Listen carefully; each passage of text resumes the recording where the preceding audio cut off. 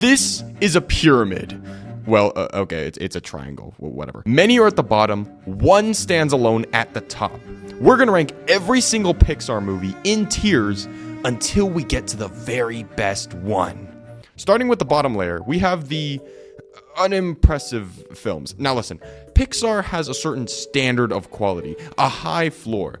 Pixar will never make an emoji movie or a How to Ratatouille Your Panda, but they can get close. My single least favorite Pixar movie, The Good Dinosaur, is gonna start us off.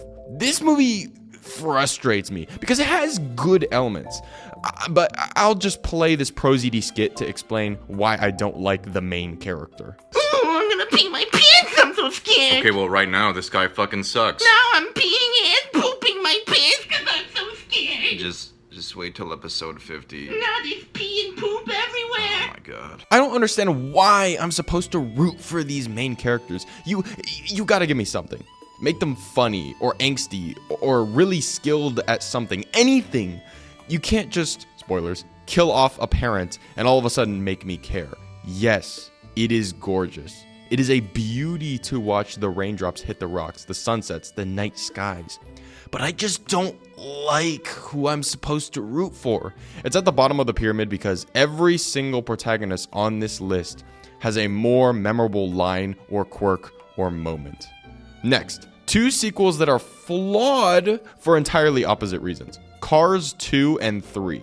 Now, my friend Jomo, who's at the top of every single comment section on every video, said to me, look, Cars 2 is stupid, yes, but it's entertaining stupid. Like, we go all over the place, and Mater is not a developed main character, but cars with guns are funny to see. I sort of agree. Watching the cars pull out grappling hooks is fun shits and giggles. But all the non-spy moments, like the racing or the first third of the runtime, are not engaging. At least not to me. Cars 3 has the opposite problem. It's not too wacky. It's a little too boring. This script doesn't feel like it was made by Pixar. I feel like they overcorrected. Like they saw people be like, Cars is supposed to be about racing and ka-chow and I am speed. And they said, okay, and just didn't do enough. Like, you could have kept a little bit of the guns and the bombs and the tasers. I don't know. Maybe by Cars 5, they can get the balance right. Next, the single ugliest Pixar movie, A Bug's Life. I mean, damn, look at that water. Really makes me dislike The Good Dinosaur a little bit less. But no, yeah, this is the closest a Pixar movie has gotten to mid. 5 out of 10. Okay, just all right. There's a forced romance, a liar-revealed plot point, stereotypical henchmen for the villain. There's even the most cliche climax speeches of all time. Here. I guarantee you've heard this before. The villain makes a big speech, and the hero says, "No, you're wrong." And the villain turns to him, and he starts giving his own speech. Like, damn, ChatGPT didn't even exist yet. How did they use it to make the dialogue? Next, Monsters University.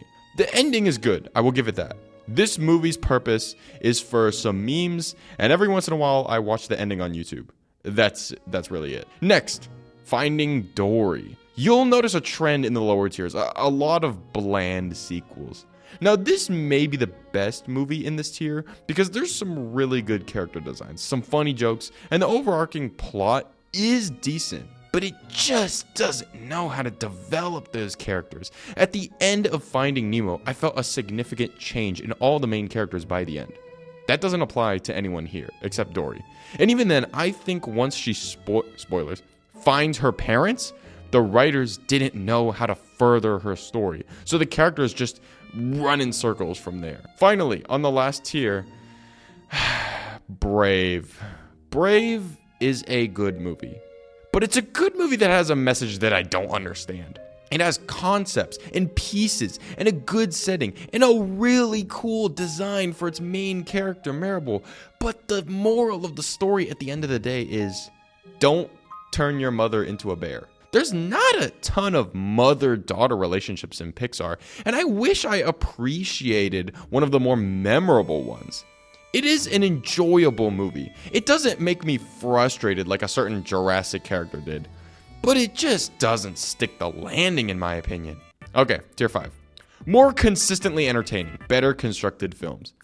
People get mad at this movie's existence, but I personally believe it has the right to exist. Toy Story 4.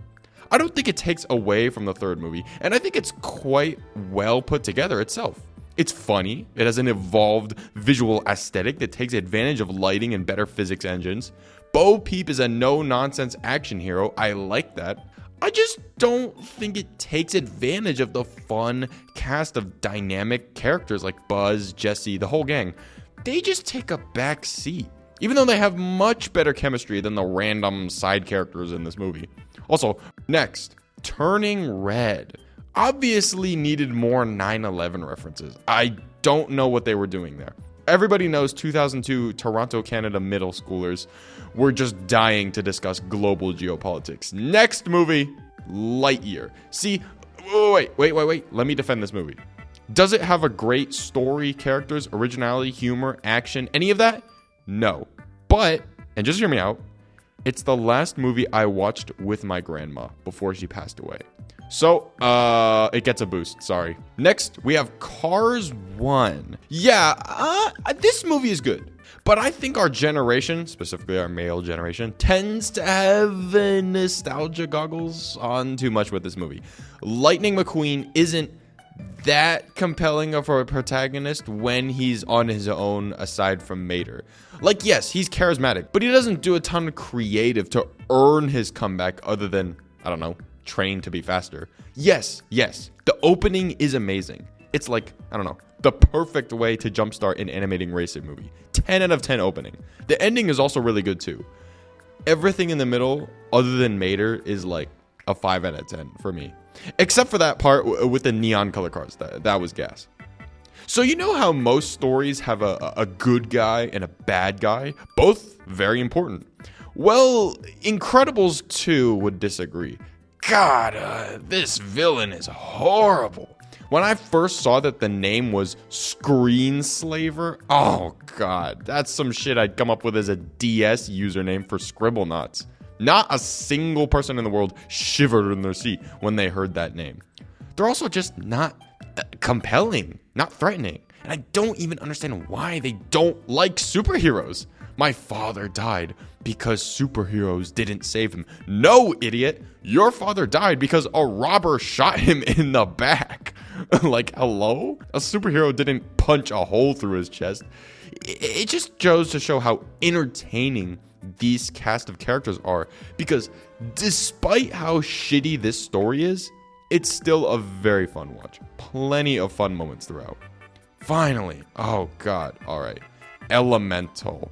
This movie grinds my gears like no other. Listen. I love Ember. Her design, demeanor, animation, voice actress. I could just watch her do everyday, mundane things and I'd love it.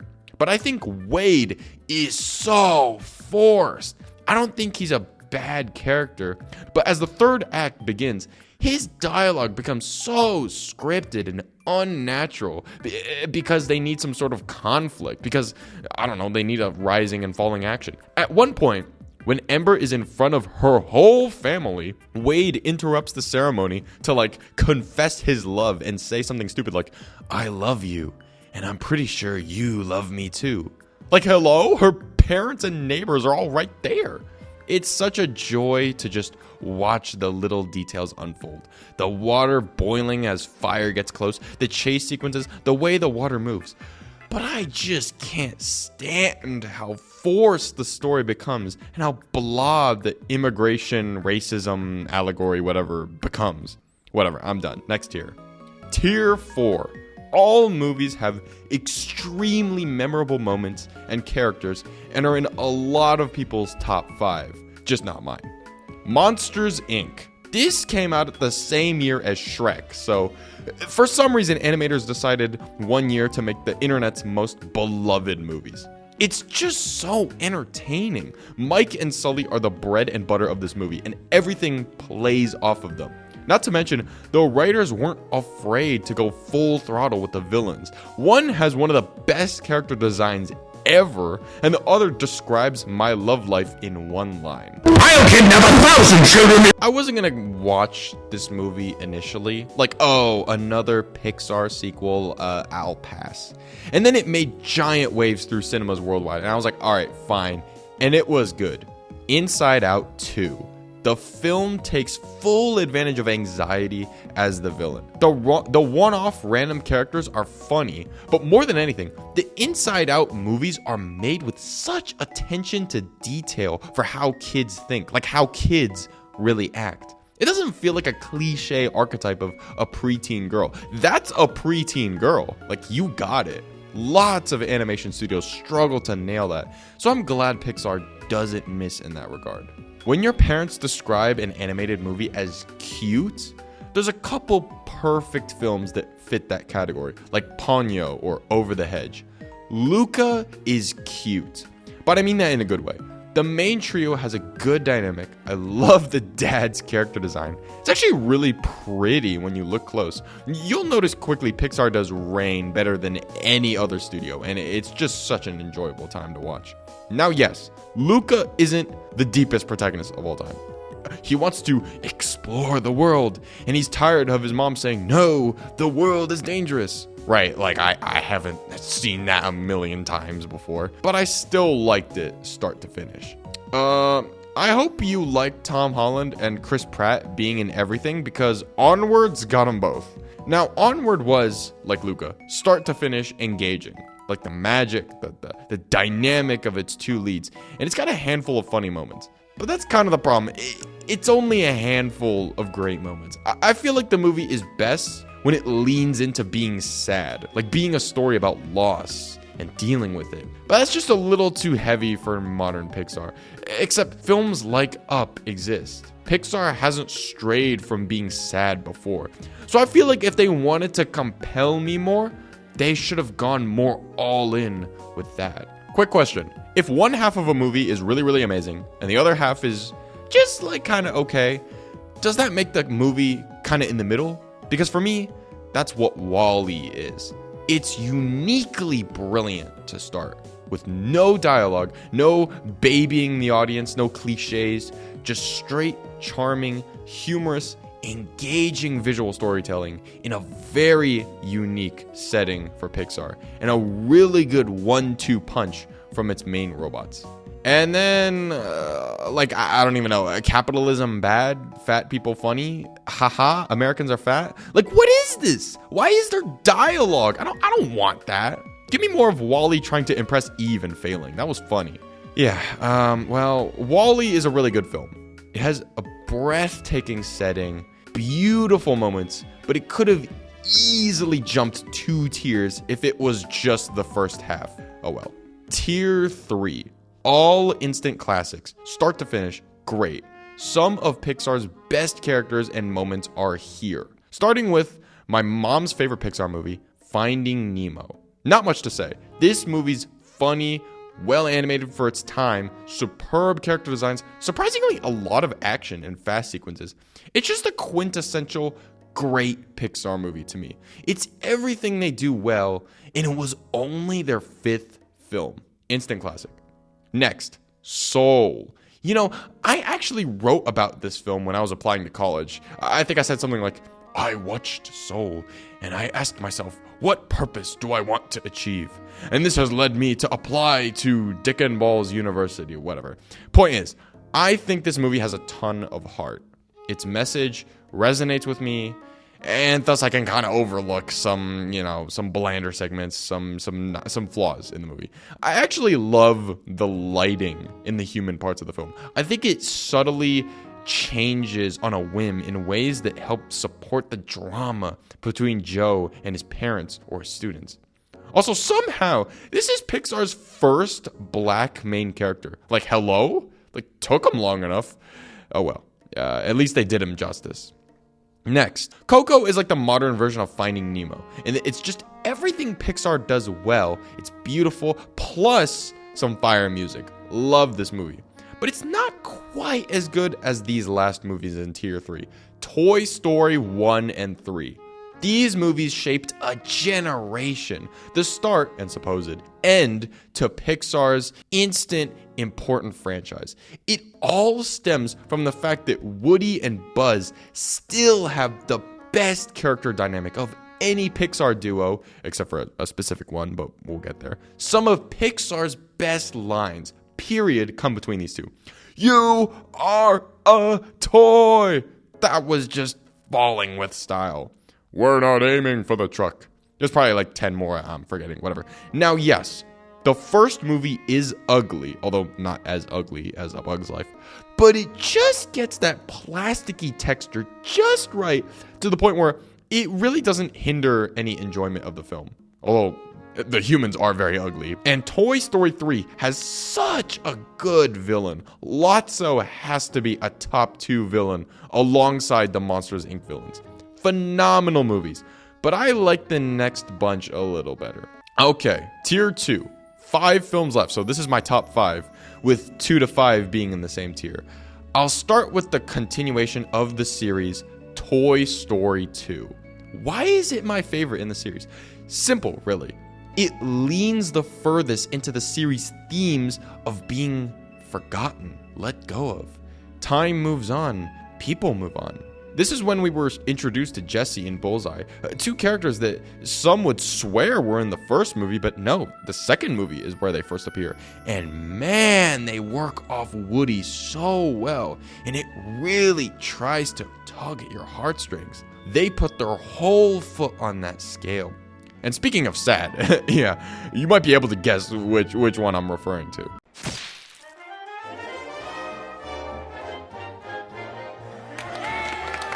Not much more to be said. Yes, the rest of the movie is goofy and wacky adventure, but at its core, this movie has such a compelling drama to its main character. This is what so many of those tier 5 and 6 films lack.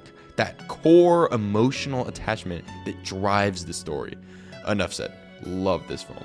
And next is a lot of Film Mind's favorite Pixar movie. I've talked with a lot of film majors and critics, and this is a lot of the times their favorite, Ratatouille. It's actually very different from the other films in this pyramid. It's like the exact opposite of Onward or Cars. I thought those movies stuck so tightly to the rigid hero's journey structure. Like they were afraid to do anything else. A specific story structure. Ratatouille doesn't have much of a spine, a manual to its story. It just unraveled. There's no established goal, like, I don't know, Remy wants to be the greatest chef in France, or Linguini hates his boss and wants to defeat him. They all just naturally work off each other. That's the best way to describe it. Natural. Not forced. Not, oh, we need a goofy sidekick. We need a smart character with glasses. We need a fat character who cracks jokes. No, just original, dynamic characters that work off each other. It's an amazing film. But this one's even better. And remember when I said Woody and Buzz were the best duo aside from a specific one? I was talking about Bob and Helen Parr. Forget about the addictingly fun cast of characters for a second. Forget about the fun locations, the hilarious villain, the superpowers that are used to their fullest creative capabilities, all that. This movie masters dialogue. Every character has an attitude. Every character is either upset or confused or determined in every conversation, and they bounce off each other like ping pong balls. That scene of Bob and Helen arguing is so good. It's why this is my friend Alexia's favorite animated movie. Now, add all that fun stuff I said earlier, and you've got a movie that goes all ages can enjoy. Yeah, the stuff that goes over your head as a kid, and it's right in your face too, is insane.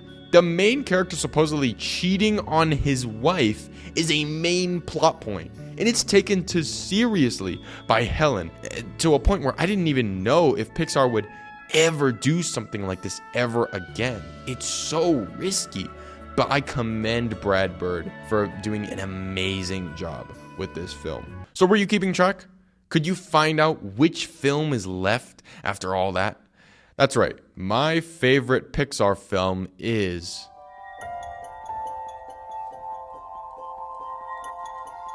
Inside Out. Now, it was really a debate between this, Incredibles, and maybe Ratatouille. I was thinking they all have brilliantly written narratives that flow well. They feel original. They have compelling twists and turns, well-designed characters. They all have memorable lines. They all have unique worlds, soundtracks, animation styles. So why Inside Out? This film makes me look inward. It has a nature of taking a memory that an audience member has and making you process it in a different light. This film has so much energy.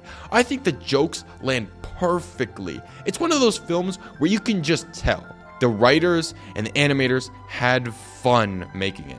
It just oozes with passion all across. I already made 2 whole ass videos on Inside Out, so I won't go too much further. But let me simplify it. Only Pixar could make this film. Only Pixar has the creative minds and writers to balance Riley being a compelling character while also being a vessel for the emotions. Only Pixar could make such conceptually simple looking characters look so detailed and layered and be so emotionally compelling. And I just love how unapologetically Pixar this film is and how its message can translate to children and adults alike. And that's really what they're about. Well, that's it. The Pixar Pyramid. Take a good look. I think I did a good job, but what do you change? Tell me down below. Anyway, that's all I got right now. Thank you for sticking around to the end. Please subscribe. Would just love that. And bye.